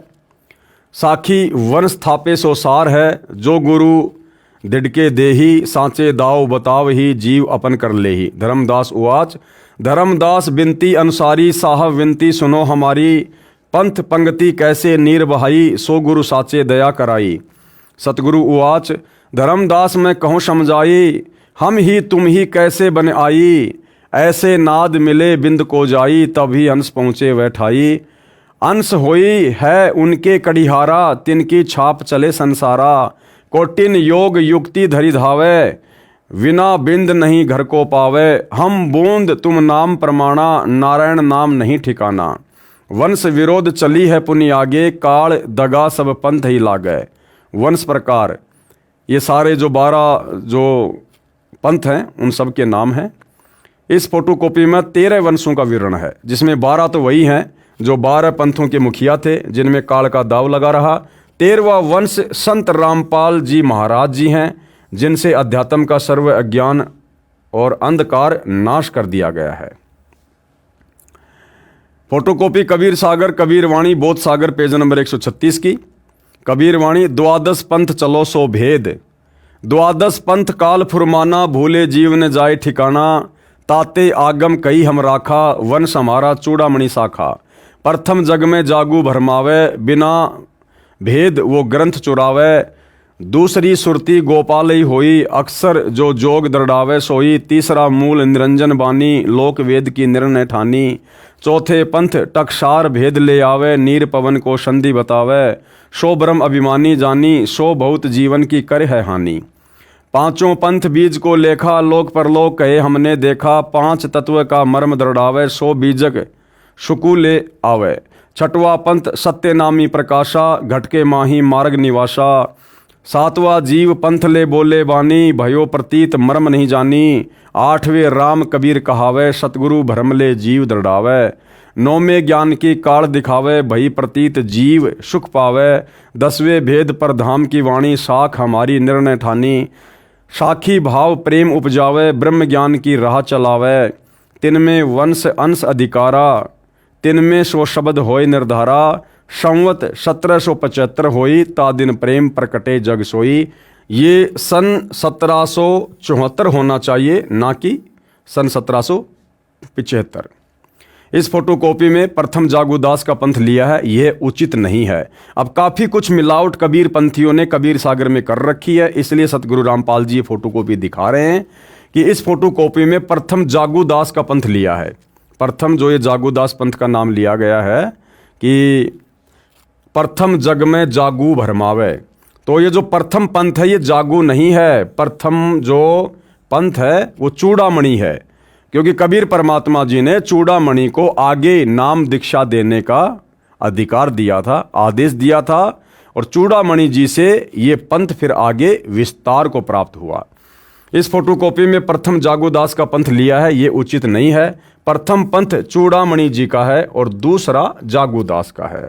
बहुत सारी जगह कबीर पंथियों ने नारायण दास के पंथ को प्रथम पंथ लिखा है, जबकि वो गलत है, क्योंकि नारायण दास तो काल का दूत घोषित हो चुका था, और नारायण दास के बाद कबीर परमात्मा जी ने धर्मदास जी के घर में एक अपनी विशेष आत्मा मिनी सतलोक से भेजी थी, जिनको चूड़ामणि या मुक्तामणि जी का नाम दिया गया है।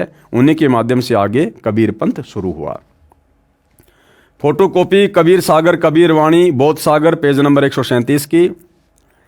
यहाँ पर भी वही सारा सब कुछ लिखा हुआ है। आज्ञा रहे ब्रह्म बोध लावे, कोली चमार सबके घर खावे। आज्ञा रहे ब्रह्म बोध लावे, कोली चमार सबके घर खावे। साखी हमारी ले जीव समझावे, असंख्य जन्म ठोर ना पावे। ये गरीबदास जी के 12वें पंथ के विषय में है कि उस पंथ में कोई जात पात किसी भी प्रकार की नहीं होगी। आदरणीय जो गरीबदास जी थे उनके शिष्य चमार जाति के भी थे, धानक जाति के भी थे, उच्च जाति के भी थे। वो सबके घर पर जाते थे, सत्संग करते थे, भोजन भंडारा खाते थे। साखी हमारी ले जीव समझावे, असंख्य जन्म ठोर ना पावे।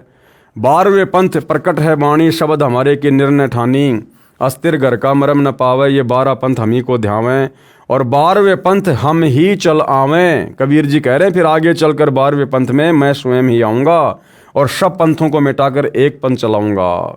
यानी 13वें पंथ की शुरुआत करके सत ज्ञान दे के प्रमाण दिखा के, और कबीर जी के नाम से काल ने जो 12 पंथ चलाए थे उनके अज्ञान का पर्दाफाश किया जाएगा, और अपने अन्य दूतों के माध्यम से काल ने जो और भी बहुत सारे पंथ चलवा रखे हैं, राधा स्वामी पंथ, धन धन सतगुरु पंथ, जय गुरुदेव पंथ, आपका हंसा देश पंथ, निरंकारी पंथ और दुनिया भर के पंथ, इन सब का भी पर्दाफाश किया जाएगा।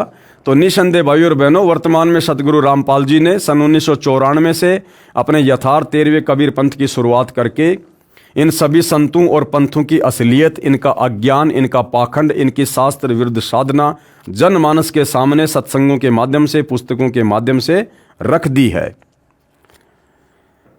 आगे चलते हैं।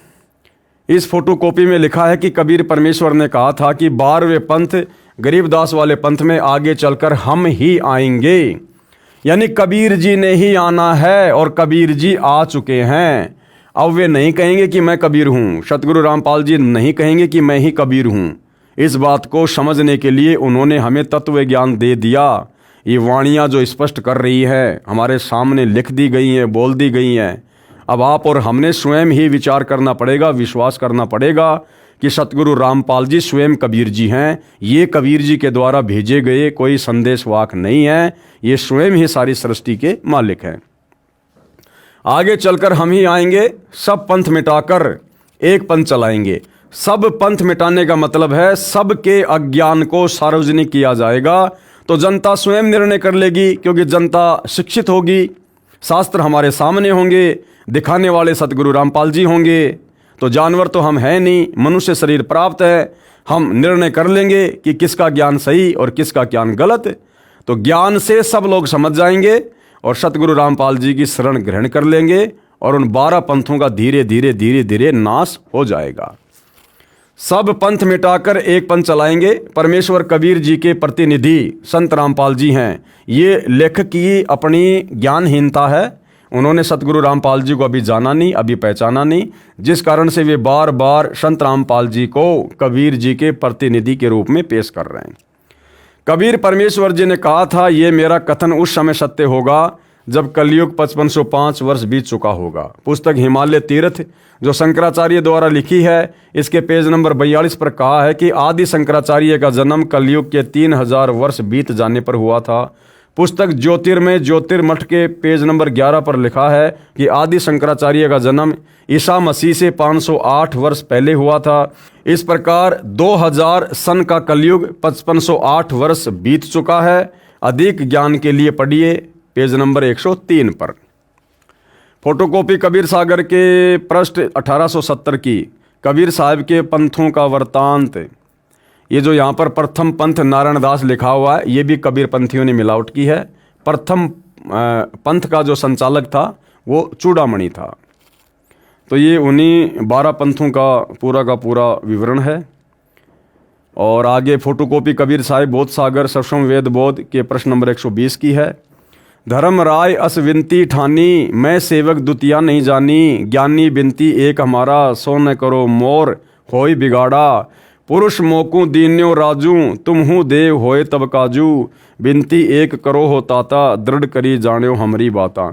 यानी जब कबीर परमात्मा प्रथम बार काल की तपतशिला पर अपने पुत्र जोगजीत के रूप में आए थे, तो काल और कबीर परमात्मा के बीच में कुछ बातें हुई थी, एग्रीमेंट हुआ था, उनके विषय में ये चर्चा है। फोटोकॉपी कबीर सागर बोध सागर सक्षम वेद बोध के प्रश्न नंबर 121 की ये वही वाणियां हैं। तो काल ने कहा था कि सतयुग त्रेता द्वापर माही, तीनों युग जीव थोड़े जाही, और चौथा युग जब कलयुग आवे तब तुम शरण जीव बहु जावे, ऐसे वचन हरि मोहि दीजिए तब संसार गवन तुम कीजिए। अरे काल परपंच पसारा, तीनों युग जीवन दुख डारा, बिनती तोरी लीन में मानी, मोकू ठगे काल अभिमानी। चौथा युग जब कलयुग आई तब हम अपने अंश पठाई। यानी काल के सामने परमात्मा ने भेद रखा था कि भाई जब चौथा युग कलयुग आएगा तो मैं अपना अंश भेजूंगा, जबकि आना परमात्मा ने स्वयं ही था।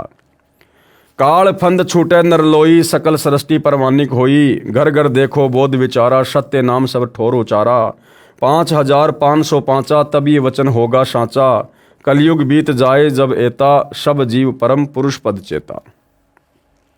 ये फोटोकॉपियाँ कबीर सागर बोध सागर सक्षम वेद बोध के पृष्ठ 120-121 की हैं। इनमें वह वर्णन है जिसमें परमेश्वर कबीर बंदी छोड़ जी अपने सतलोक वाले पुत्र जोगजीत के रूप में संत यानी ज्ञानी के वेश में काल निरंजन के 21वें ब्रह्मांड में गए। काल निरंजन ने पूछा, जोगजीत तू यहाँ किस लिए आया? यदि कोई संदेश परमात्मा का लाया है तो वह बता। तब परमेश्वर ने कहा था कि परमेश्वर का आदेश सुन। थे खुद परमात्मा लेकिन अपने पुत्र जोगजीत के रूप में थे, जिससे काल समझ नहीं पा रहा था। मैं नीचे के लोकों में जाऊंगा, तेरी असलियत बताऊंगा कि यह परमात्मा नहीं है, तथा कबीर परमेश्वर की महिमा सुनाऊंगा। सतनाम का मंत्र जो 2 अक्षर का है उसका जाप करवाकर सभी प्राणियों को सतलोक ले जाऊंगा। ये सुनकर काल निरंजन ने प्रथम तो परमेश्वर को जोगजीत समझकर मारना चाहा, परंतु समर्थ शक्ति का कुछ नहीं बिगाड़ सका। इसके विपरीत स्वयं ही शक्तिहीन होकर पाताल लोक में जा गिरा। फिर परमेश्वर इसे उसी स्थान पर लाए। तब इसने विनम्र होकर जोगजीत रूप में कबीर परमेश्वर से प्रार्थना की कि हे बड़े भाई, आप 3 युगों में जीव थोड़े यानी कम लेकर जाना, यानी सतयुग त्रेता द्वापर में सतलोक में बहुत ही कम आत्मा लेकर जाना। चौथे युग में जितने चाहो जीव ले जाना। चौथा युग जो वर्तमान में कलयुग, जो जीव तुम्हारा ज्ञान व नाम मंत्र ग्रहण करे वह आपका, तथा शेष जो मेरी भक्ति करे वो मेरे। तो काल ने वचन भरवा लिए थे कि आपका नाम लेकर मर्यादा में रहकर जो आपकी भक्ति करे आप केवल उन्हीं को सतलोक लेकर जाना, और जो आपके ज्ञान को स्वीकार ना करे या आपसे उपदेश लेकर जो बकवाद करे, मर्यादाओं में ना रहे, उसको मेरे भोजन के लिए यहीं पर छोड़ देना, तथा शेष जो मेरी भक्ति करे वे मेरे। काल ने कहा, वचनबद्ध होकर कहिएगा। परमेश्वर ने कहा, मैं प्रतिज्ञा करता हूं कि 3 युगों में सतयुग त्रेता तथा द्वापर में जीव कम ले जाऊंगा, तथा चौथे युग में अधिक जीवों को अपना ज्ञान समझाकर ले जाऊंगा। यानी ज्ञान समझाकर ले जाऊंगा, ऐसा नहीं है चौथा युग आ गया तो सबको ले जाऊंगा। परमात्मा आ गए, तत्वदर्शी संत के रूप में अपना ज्ञान दे रहे हैं, भक्ति दे रहे हैं, मर्यादा बता रहे हैं। अब जो आजीवन गुरु को परमात्मा मानकर मर्यादाओं में रहेगा, परमात्मा उसी का उद्धार करेंगे। जब काल निरंजन ने देखा कि अनुबंध यानी एग्रीमेंट हो गया, उसी समय अपनी असलियत पर आ गया तथा बोला, जोगजीत बेशक नीचे संसार में जाओ, जिस समय कलयुग आवेगा तब तक सर्व प्राणियों को शास्त्र विरुद्ध साधना के ज्ञान से दृढ़ करवा दूंगा। इसलिए काल ने सारे अपने दूत भेजकर कबीर पंथ के माध्यम से, और ये जितने भी नकली संत हैं राधा स्वामी पंथ वाले, धन धन सदगुरु पंथ वाले, जय गुरुदेव पंथ वाले, निरंकारी, हंसादेश वाले और अन्य पंथ है। और इसके अलावा बहुत सारे जो ये छोटे मोटे आचार्य, शंकराचार्य, छोटे मोटे मंडलेश्वर, ये सब काल प्रेरणा से काल के द्वारा भेजे गए दूत हैं, एजेंट हैं। और इनका केवल एक ही मकसद है कि जीव आत्माओं को भक्ति और भगवान के नाम पर उल्टा सीधा ज्ञान देकर, शास्त्र विरुद्ध साधना करवाकर, भूत पूजा, प्रेत पूजा, श्राद्ध वगैरह निकलवाकर, कर्म कांड करवाकर, देवी देवताओं की आधी अधूरी भक्ति पर लगाकर इतना भ्रमित कर दो, उल्टे रंग में इतना रंग दो कि जब वो परमात्मा या उसका कोई अंश धरती पर आवे तो लोग उसके ज्ञान को स्वीकार ही ना करें। तब सर्व प्राणियों को शास्त्र विरुद्ध साधना के ज्ञान से दृढ़ करवा दूंगा, सबको देवी देवताओं, मंदिर, मूर्ति पूजाओं पर दृढ़ करवा दूंगा। 12 नकली पंथ कबीर नाम से चलाऊंगा तथा अन्य पंथ चलाऊंगा। इस प्रकार सर्व जीवों को भरमाऊंगा। जीव तुम्हारी बात पर विश्वास ना करके हमारी ओर होकर तुम्हारे साथ वाद विवाद किया करेंगे। तब परमेश्वर ने कहा कि मैं कलयुग में अपना अंश अवतार धरती पर भेजूंगा। यानी कबीर परमात्मा स्वयं थे, लेकिन काल के सामने अपने पुत्र जोगजीत के रूप में थे, इसलिए उसके सामने भेद रखा कि मैं अपना अंश भेजूंगा। अब भाई और बहनों, बहुत सारे जो भगत भाई हैं वो इस बात पर विश्वास नहीं करेंगे कि हम इस पवन की बात पर विश्वास क्यों करें। बिल्कुल सही बात है। तो चलो आपको सतगुरु रामपाल जी के मुख कमल से सुना देते हैं यही प्रकरण, जिसमें धर्मदास जी को जब चिंता हो गई कि परमात्मा आज वर्तमान में कोई आपके ज्ञान को स्वीकार नहीं कर रहा और आप कह रहे हो आगे तो कलयुग बहुत ही भयंकर होगा, उस समय लोग कैसे आपके ज्ञान को स्वीकार करेंगे, कैसे आप आत्माओं की मुक्ति करोगे, मेरे वंशजों की मुक्ति करोगे। तब कबीर परमात्मा ने धर्मदास जी को कहा कि धर्मदास, तुझे सच्ची बात बता दूं कि मैं खुद ही जाऊंगा, मेरा कोई अंश, कोई वंश, कोई अवतार नहीं जाएगा। कबीर जी ने कहा कि जब कलयुग 5505 वर्ष बीत जाएगा धर्मदास, मैं खुद ही जाऊंगा 12वें पंथ में। और फिर गुरुदेव कह रहे हैं कि वहां काल के सामने परमात्मा ने थोड़ा सा भेद रखा था कि मेरा अंश जाएगा, जबकि आना उन्होंने स्वयं था। सुनिए छोटा सा सत्संग। तो परमात्मा ने कहा था कि चौथा युग जब कलयुग आवेगा तब हम अपना एक दास भेजेंगे। अब वहां काल के सामने परमात्मा ने कहा कि हम अपना दास भेजेंगे। और कबीर वाणी चैप्टर में परमात्मा ने धर्मदास जी से, जब धर्मदास जी घने चिंतित हो गए थे कि हे परमात्मा, आपने सतनाम और सारनाम गुप्त रख दिया और इसके बिना मोक्ष नहीं हो सकता। आपने मुझ किंकर के ऊपर दया करी दास पे, और 42 वंश भी पीढ़ी बख्श दी, मेरी वंश चलेगा। तो हे परमात्मा, सारनाम और सतनाम बिना पार नहीं हो सकते, तो मेरे बच्चे कैसे पार होंगे? ऐसे कलेजा पकड़ के बैठ गया। परमात्मा ने सोचा भाई ये घना दुखी हो गया। तो परमेश्वर ने कहा कि सुन ले, काल ने क्या कहा था, 12 पंथ करूं मैं साजा, नाम तुम्हारा ले करूं आवाजा। 12 पंथ नाम जो लेगी, हमरे मुख में आन समोही। जाओ जोग जीत संसारा, जीवन माने कहा तुम्हारा। जीव तुम्हारा कहा न माने, हमारी ओढ़ हो बाद बखाने। अब इतना समय नहीं रहा, मैं वो सारे प्रमाण आज नहीं दिखा पाऊंगा आपको कि 12 पंथ कौन कौन से हैं। तो 12 पंथ, 12वां पंथ गरीबदास पंथ बताया है, लिखा कवि सागर में। तो परमात्मा ने कहा तू चिंता ना कर धर्मदास, जब 5500 वर्ष कलयुग बीत जाएगा तब या बिचली पीढ़ी आवेगी, और बिचली पीढ़ी तक ये ज्ञान और तत्व ज्ञान और सतनाम सारनाम कति गुप्त रखना है, नहीं तो काल के दूतों का हाथ लग जाएगा, मेरा सारा मिशन खराब हो जाएगा। तो परमात्मा ने देखा कि ये बिल्कुल चिंतित हो गया घना।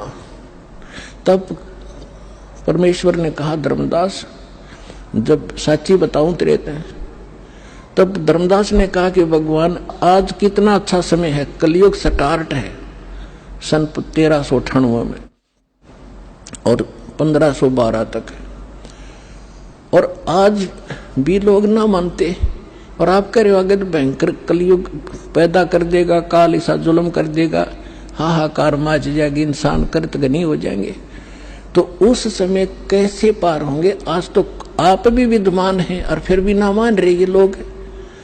तो परमात्मा ने कहा जब 5500 वर्ष कलयुग बीतेगा और बर्मा वंश चल चुका होगा इस काल का, यानी गरीबदास पंथ तक, तो उस बर्मे पंथ में मैं आऊंगा स्वयं और फिर सभी पंथों को खत्म करके एक पंथ बनाऊंगा और सारी सृष्टि मेरा ही नाम लेगी। तेरे 42 वंश क्या सारी सृष्टि न पार करूंगा धर्मदास, इन 42 की चिंता छोड़ तू। तब उसका दिल डटा था और काल के सामने परमात्मा ने थोड़ा सा भेद रखा कि मैं अपना अंश भेजूंगा।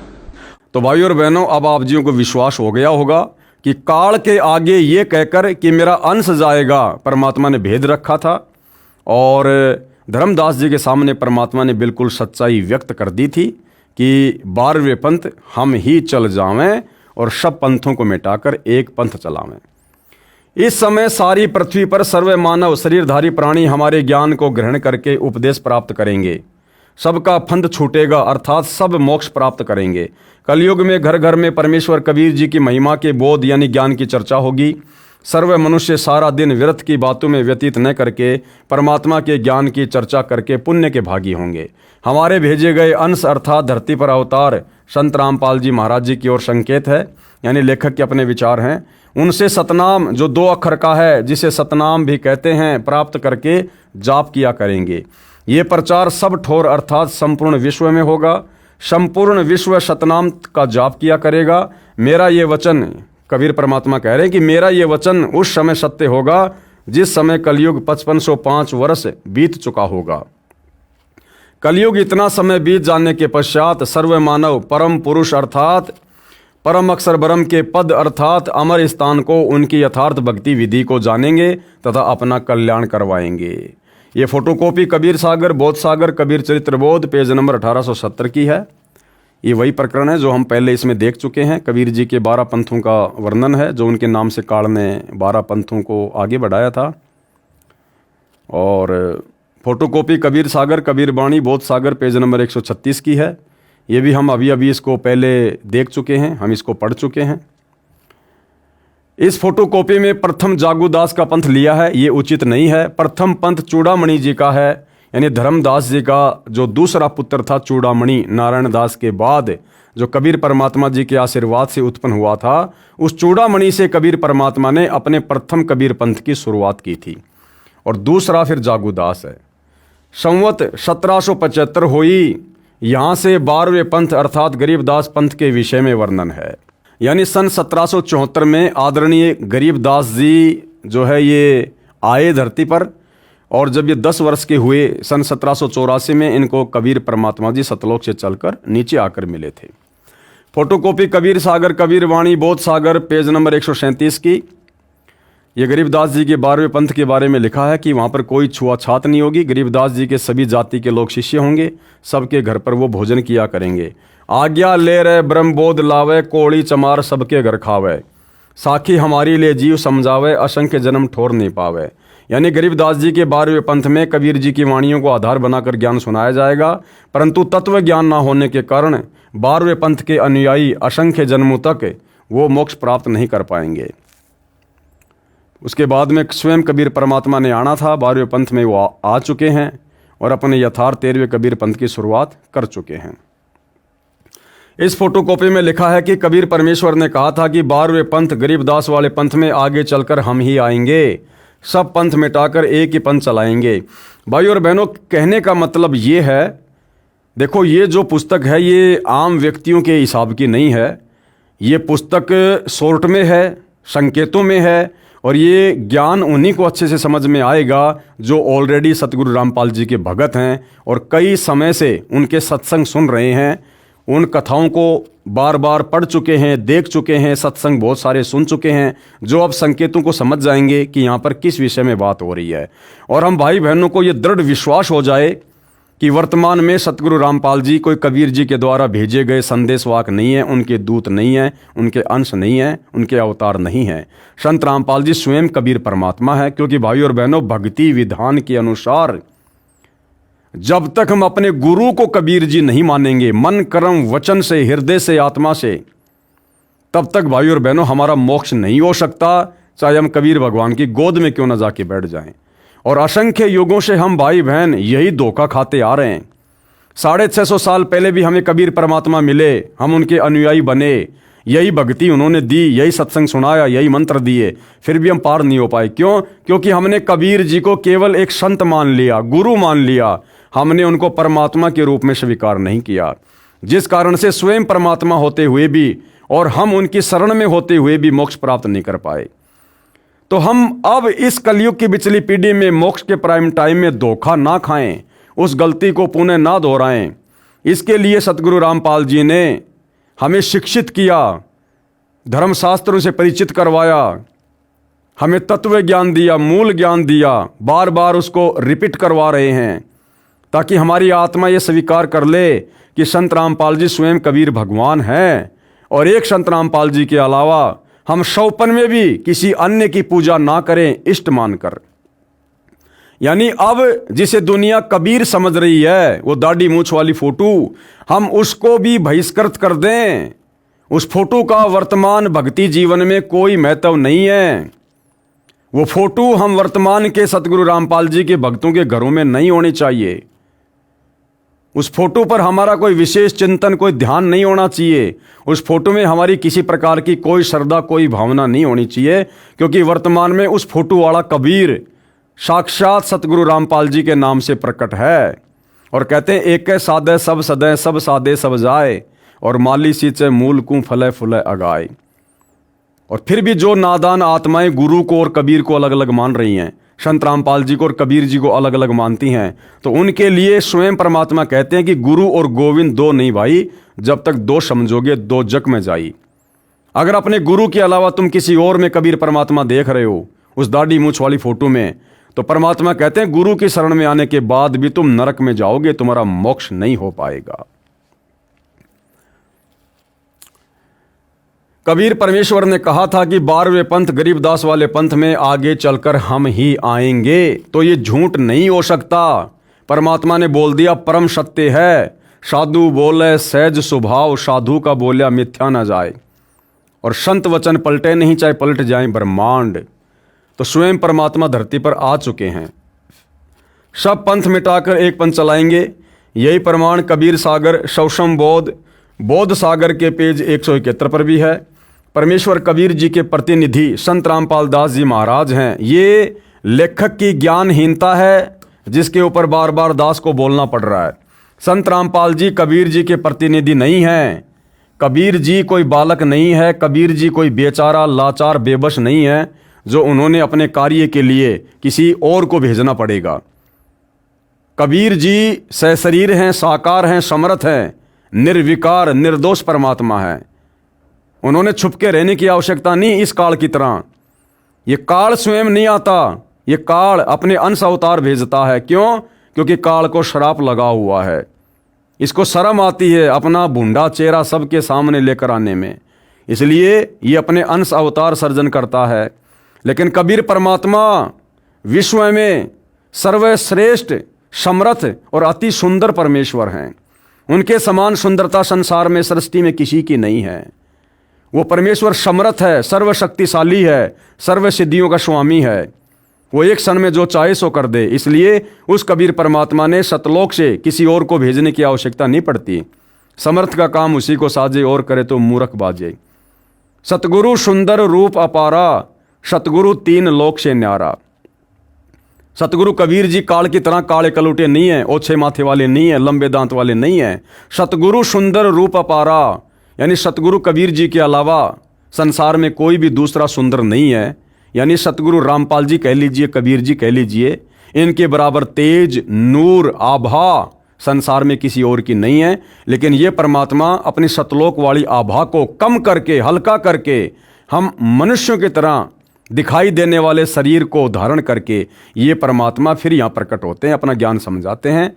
फिर आगे चलकर उनके तत्व ज्ञान को आधार बनाकर ही समझा जाता है कि सतगुरु रामपाल जी कौन हैं। तो भाइयों और बहनों, कहने का एक ही मतलब है, 100 बातों की एक बात।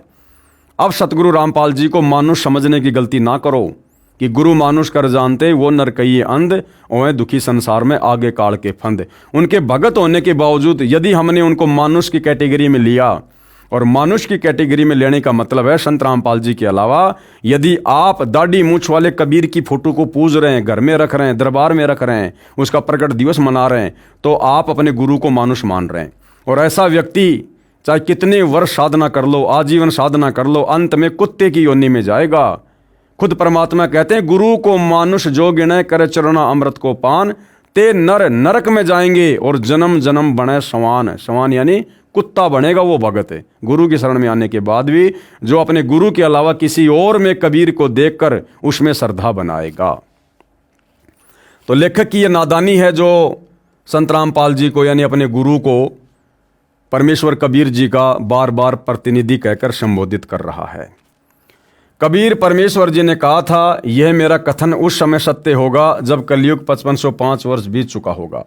पुस्तक हिमालय तीर्थ जो शंकराचार्य द्वारा लिखी है, इसके पेज नंबर 42 पर कहा है कि आदि शंकराचार्य का जन्म कलयुग के 3000 वर्ष बीत जाने पर हुआ था। पुस्तक ज्योतिर्मय ज्योतिर्मठ के पेज नंबर 11 पर लिखा है कि आदि शंकराचार्य का जन्म ईसा से 508 वर्ष पूर्व हुआ था। इस प्रकार 2000 सन को कलयुग 5508 वर्ष बीत चुका है। अब गणित की रीति से जानते हैं कि 5505 कलयुग कौन से वर्ष में आता है। सन 2000 को ईसा जी के जन्म को 2000 वर्ष बीत गए। इससे 508 वर्ष पूर्व आदि शंकराचार्य जी का जन्म हुआ। पुस्तक हिमालय तीर्थ के अनुसार कलयुग के 3000 वर्ष बीत जाने पर आदि शंकराचार्य जी का जन्म होना कहा है। इस प्रकार सन 2000 को कलयुग 3000 प्लस 2000 प्लस 508 यानी 5508 वर्ष बीत चुका है। कलयुग का 5505 वर्ष कौन से सन में पूरा होता है? सन 2000 को कलयुग 5508 वर्ष बीत चुका है। सन 1999 को 5507, सन 1998 को 5506 और सन 1997 को 5505 वर्ष बीत चुका है। आप जी को याद रहे कि संत रामपाल दास जी महाराज ने अपने प्रवचनों में कहा है कि फाल्गुन सुदी एकम विक्रमी संवत 2054 सन 1997 को दिन के 10 बजे परमेश्वर कबीर जी मुझे मिले तथा सारनाम को प्रदान करने का उचित समय बताकर तथा सारनाम दान करने का आदेश देकर अंतर्ध्यान हो गए। भाई और बहनों, ये परमेश्वर की एक गुप्त लीला है, एक रहस्यमयी लीला है ये। अन्यथा संत रामपाल जी अपने प्रवचनों में, अपनी पुस्तकों में जो भी बात रखते हैं वो सबूतों के साथ में रखते हैं, प्रमाणों के साथ में रखते हैं, एक एक बात के 10-10 प्रमाण देते हैं। लेकिन भाई और बहनों, सन 1997 में कोई कबीर परमात्मा संत रामपाल जी को दिन के 10 बजे आकर मिला, इस बात का प्रमाण आपको ना सतगुरु जी की पुस्तकों में मिलेगा, ना उनके सत्संगों में मिलेगा। ये परमेश्वर की गुप्त लीला का एक पार्ट है, जो पार्ट साथ संगति से जुड़े भाई बहनों को तो समझ में आ रहा है और बाकी भाई बहनों को भी उसी समय समझ में आएगा जब आप साथ संगति से जुड़ेंगे और साथ संगति के वीडियो देखेंगे। कबीर परमेश्वर जी द्वारा अवतार धारण करने का समय। संत कबीर वचन अथ सवसम वेद की स्फुट वार्ता चौपाई, फोटोकॉपी कबीर सागर बोध सागर सवसम वेद बोध, पेज नंबर 171 की है। दोहा, 5000 अरु 500 जब कलयुग बीत जाए, महापुरुष फरमान तब जग तारन को आए। इस वाणी को सत्य साबित करने के लिए सतगुरु रामपाल जी ने स्वयं को छुपाते हुए ये बात कही है कि भाई 1997 में मुझे दिन के 10 बजे सतलोक से चलकर कबीर परमात्मा मिले, केवल इस वाणी को सत्य साबित करने के लिए। अन्यथा सतगुरु रामपाल जी स्वयं ही कबीर परमात्मा हैं, इनको और कबीर आकर नहीं मिलने वाला। आगे चलते हैं। ये फोटोकॉपी पवित्र पुस्तक कबीर सागर के अध्याय सवसम वेद बोध अर्थात सूक्ष्म वेद बोध सागर के पेज नंबर 171 की है। परम पूज्य कबीर परमेश्वर जी ने कहा है कि जिस समय कलयुग 5500 वर्ष बीत जाएगा, उस समय महापुरुष मेरी आज्ञा से विश्व उद्धार के लिए प्रकट होगा। वह महापुरुष सतनाम का भेदी होगा, वह अधिकारी होगा। जबकि भाई और बहनों, सतगुरु रामपाल जी तो 1997 से पहले ही ये सतनाम दे रहे हैं, सारनाम भी दे रहे हैं। उनको सतनाम के भेद का भी पता था, उनको सारनाम के भेद का भी पता था। 1994 से जिन भक्तों को सतगुरु रामपाल जी से उपदेश मिला हुआ है, उनको भली भांति पता है कि सतगुरु रामपाल जी को सतनाम का भेद 1997 के बाद पता चला, या 1994 में ही उन्होंने सतनाम देकर अपने भक्तों को उसका भेद बता दिया था। विश्व के सर्व हिंदू, मुसलमान व अन्य धर्मों में विभाजित मानव तथा अन्य प्राणी भी जो मानव जीवन प्राप्त करेंगे वे सर्व सत्य नाम यानी सतनाम की महिमा से परिचित होकर उस सच्चे नाम को उस महापुरुष से प्राप्त करके पावे पद निर्वाण यानी पूर्ण मोक्ष पद प्राप्त करेंगे। उस मेरे भेजे संत के द्वारा, अब आप समझ गए होंगे भाई और बहनों, संत रामपाल जी किसी के द्वारा भेजे गए हैं या स्वयं आए हैं। सत सुकृत यानी पवित्र वास्तविक मोक्ष मार्ग के पंथ में सर्व पंथ ऐसे विलीन हो जाएंगे जैसे सर्व नदियां स्वतः ही समुद्र में मिलकर एक हो जाती हैं।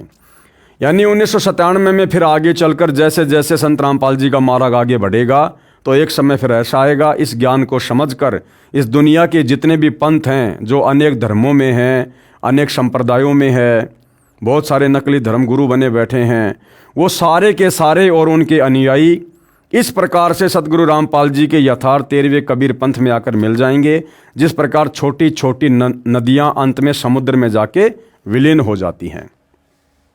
केवल एक ही पंथ हो जाएगा। जब तक वह निर्धारित समय नहीं आएगा तब तक तो मेरे द्वारा कहा गया यह सौषम वेद निराधार लगेगा। कबीर परमात्मा कह रहे हैं, धर्मदास, जब तक वो ठीक का समय नहीं आएगा जो मैं आज बोल रहा हूं तब तक तो दुनिया को मेरी बातें निराधार लगेंगी। परंतु जब वह ठीक का दिन, निर्धारित दिन आएगा तब सभय स्त्री पुरुष कपट त्याग कर शुद्ध होकर कबीर यानी मुझ सर्वेश्वर कबीर जी की शरण ग्रहण करेंगे। अरे भैया, लेखक के अनुसार तो कबीर जी ने संत रामपाल जी को भेज दिया और यहां कह रहे हैं कि मुझ कबीर की, सर्वेश्वर कबीर की शरण ग्रहण करेंगे। तो शरण तो उसकी ग्रहण की जाती है जिससे उपदेश लिया जाता है। तो उपदेश तो दुनिया सतगुरु रामपाल जी से ले रही है, आगे भी उन्हीं से लेगी। तो वो सर्वेश्वर महेश्वर परमात्मा कौन हुआ? दुनिया जिसकी शरण में आएगी, स्वयं सतगुरु रामपाल जी। अर्थात अविकारी तथा भगत होकर सतलोक में चली जाएंगी। उस समय घर घर में परमेश्वर कबीर परमेश्वर जी का निर्मल ज्ञान चर्चा का विषय बनेगा। सर्व मानव दुर्मति त्याग कर नेक नीति अपनाएंगे। इसी कलयुग में जो माया के लिए भागदौड़ मची है वह शांत हो जाएगी। सर्व मानव शांत स्वभाव के बन जाएंगे। चाहे कोई उग्र यानी डाकू, चोर या अन्य कारण से समाज को दुखी करने वाला, चाहे कोई नीची जाति का हो, सर्व एक होकर रहेंगे। वह महापुरुष अर्थात तत्वदर्शी संत रूप में प्रकट सर्व के प्रति समान दृष्टि वाला समर्थ सत्य कबीर स्वयं सर्वशक्तिमान कबीर है। अब देखो भाई और बहनों, यहाँ बिल्कुल क्लियर कर दिया है, बिल्कुल क्लियर हो गया कि तत्वदर्शी संत के रूप में वो महापुरुष कौन होगा। देखिएगा, वह महापुरुष अर्थात तत्वदर्शी संत रूप में, तो वर्तमान में तत्वदर्शी संत कौन है? संत रामपाल जी। तो संत रामपाल जी के रूप में कौन है? वह महापुरुष अर्थात तत्वदर्शी संत रूप में प्रकट सर्व के प्रति समान दृष्टि वाला वो कौन होगा? समर्थ सत्य कबीर यानी स्वयं सर्वशक्तिमान कबीर है। यानी सतगुरु रामपाल जी स्वयं ही कबीर परमात्मा है। हमारी छोटी बुद्धि को देखते हुए सतगुरु रामपाल जी बार बार सत्संगों में अपने आप को छुपाते हुए कह देते हैं कि भाई मैं तो कबीर जी का भेजा हुआ दास हूँ। लेकिन उन्होंने हमें ज्ञान ऐसा दे दिया, ये ज्ञान स्वयं ही स्वतः ही अब निर्णय कर देगा, सच्चाई को ऊपर ला के रख देगा कि सतगुरु रामपाल जी स्वयं कौन हैं। ये तत्व ज्ञान, ये सच्चाई, ये धर्मशास्त्रों का निचोड़ सार कबीर जी के अलावा संसार में दूसरा कोई निकाल कर नहीं दे सकता। अगर देने वाला होता तो परमात्मा जी ने 4 युगों तक इंतजार नहीं करना होता, पहले निकलवा के रखवा चुके होते। नोट, कबीर सागर सौषम वेद के पेज नंबर 171 पर लिखे वर्णन में कुछ गलत अक्षर छपे हैं। जैसे छपा है ठीके को तिथिवार, इसका शुद्ध इस प्रकार है ठीक का तिथिवार यानी निर्धारित समय आने पर। ठीक का अर्थ होता है समय निर्धारण करना। जैसे कहा जाता है कि उस व्यक्ति ने रुपए लौटाने की ठीक कब की रखी है, यानी ठीक का समय पैसे वापस लौटाने का कब का रखा है, अर्थात रुपए लौटाने का समय क्या निर्धारित किया है। ठीक का दिन अंत ये अशुद्ध है, ठीक का दिन आवंत शुद्ध इस प्रकार है ठीक का दिन आवंत। जब वो ठीक का दिन आएगा 1997 वाला, उसके बाद जब वो ज्ञान शिखर में जाएगा, उसके बाद फिर ये जो सतज्ञान है ये घर घर में पहुंचेगा। पूरी दुनिया सतनाम का जाप करेगी, घर घर में सतगुरु रामपाल जी की महिमा होगी, उनके ज्ञान की चर्चा होगी जब वो ठीक का समय आएगा। और वो ठीक का समय भाई और बहनों बहुत नज़दीक है। 2028 के बाद, युग परिवर्तन के बाद घर घर में केवल इन्हीं की भक्ति, इन्हीं की पूजा होगी। उस दिव्य महापुरुष के विषय में नास्त्रदमस की भविष्यवाणी, उस दिव्य महापुरुष के विषय में, किस दिव्य महापुरुष के विषय में? सतगुरु रामपाल जी के विषय में। और भी बहुत सारी भविष्यवाणियां हम पहले देख चुके हैं, जैसे अमेरिका की बहन फ्लोरेंस की, जय गुरुदेव पंथ के तुलसीदास जी की, जो बिल्कुल पूर्णतया सतगुरु रामपाल जी पर सटीक उतरती हैं। अब आगे हम उस दिव्य महापुरुष के विषय में नास्त्रदमस की भविष्यवाणी, इस विषय पर भाई और बहनों हम अगले वीडियो में विस्तार से जानेंगे, समझेंगे। और ये सब कुछ जानने के बाद निश्चित तौर पर हमारा विश्वास पूज्य गुरुदेव भगवान के चरणों में और अधिक दृढ़ होगा। तो भाई और बहनों, आज के इस वीडियो में केवल इतना ही। आगे परमेश्वर के आशीर्वाद से फिर सेवा में हाजिर होंगे। तब तक गुरुदेव भगवान हम सबको आज्ञा दे, आशीर्वाद दे, सद्बुद्धि दे। बंदी छोड़ सतगुरु रामपाल जी भगवान की जय हो।